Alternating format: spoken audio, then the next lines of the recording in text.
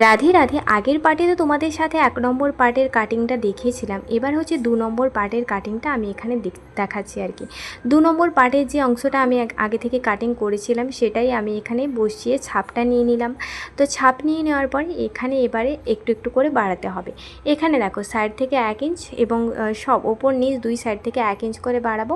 এবার মাঝখান থেকে আমি ৪ ইঞ্চ, মানে এই যে নিচের যে দাগটা রয়েছে ওইখান থেকে একদম ৪ ইঞ্চ যেটা হবে সেখানে দাগ দেবো।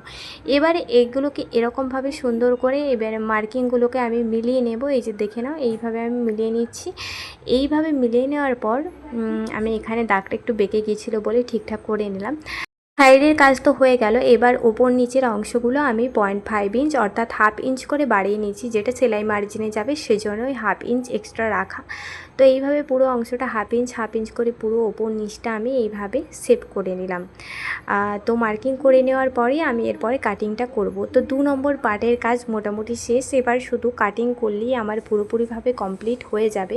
এবারে চলো এটাকে কিভাবে কাটিং করি তোমরা ভালো করে দেখে নাও, আশা করি তোমরা বুঝতে পারবে। আর পেপার কাটিংয়ের ভিডিওটা তোমাদের কেমন লেগেছে অবশ্যই কিন্তু তোমরা সেটা কমেন্ট করে জানাই। এবার কোনটা কত নম্বর পার্ট সেটা আমি পরপর করে লিখে দিচ্ছি এখানে, যাতে তোমাদের বুঝতে অসুবিধা না হয়। তো দেখা হচ্ছে নেক্সট পার্টে। রাধে রাধে।